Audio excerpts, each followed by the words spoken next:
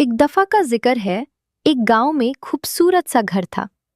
उसे घर के अंदर रहती थी कमला देवी।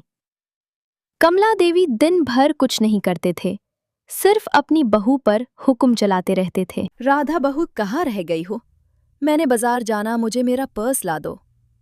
पता नहीं रसोई में क्या करती है, कोई काम सही से नहीं करती। माँ जी, मैं रसोई में बर्तन धो रही थी, ये लीजिए आपका पर्स। मैं बाजार जा रही हूँ। जब मैं वापस आऊं, घर बिल्कुल साफ होना चाहिए और खाना भी तैयार मिला करे। ये बात कहकर कमला देवी बाजार की तरफ चल पड़ी। बेचारी राधा सारा दिन सोच सोच कर परेशान रहने लगी कि आखिर वो काम कहाँ से शुरू करे। राधा का पति भी राधा से बात माँ के जाने के बाद ही करता था, कहीं माँ देख ना ले। अरे सुनते हो, मैं सोच रही हूँ अपनी राजू की शादी कर देते हैं। छोटी बहू आएगी तो घर का काम दोनों मिलके कर लिया करेगी। और दूसरी तरफ बेचारी राधा सोते सोते भी डर जाती, उठ जाती कि कहीं उसकी सांस उसे आवाज ना दे रही हो, और फिर वो रसोई में आकर फिर से काम शुरू कर देती। और फिर एक दिन छोटे बेटे राजू की भी शादी कर दी गई। शादी के मौके पर सब तैयार और खुश नजर आ रहे थे। शादी के अगले दिन कमला देवी टीवी देख रही थी। तभी अचानक से बिल की आवाज आई।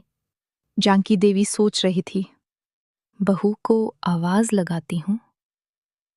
इतने में छोटी बहू आ गई और सास ने कहा, छोटी बहू, जरा दरवाजे पर देखो कौन आया है। ये बात सुनते ही छोटी बहू गुस्से में आ गई और कहने लगी, माँ जी, बैल की आवाज आपको आई है ना, तो दरवाजा भी आप खुद खोल लें।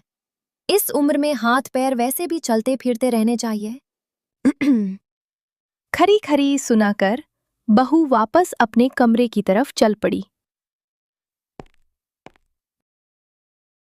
जानकी देवी सोचने पर मजबूर हो गई। मैं इतने सालों से अपनी बड़ी बहू पर इतना जुल्म सितम करती आई हूं, पर उसने कभी जबान से पलाट कर मुझे जवाब नहीं दिया। और आज ये नई आई भी हो, उसने पहले दिन ही बातें सुना दी। मुझे मेरी गलती का एहसास हो गया है राधा। मैं बहुत गलत थी। मैंने हमेशा तुम्हारे साथ ज्यादती की है, पर तुमने मुझे कभी पलटकर जवाब नहीं दिया। मुझे माफ कर दो।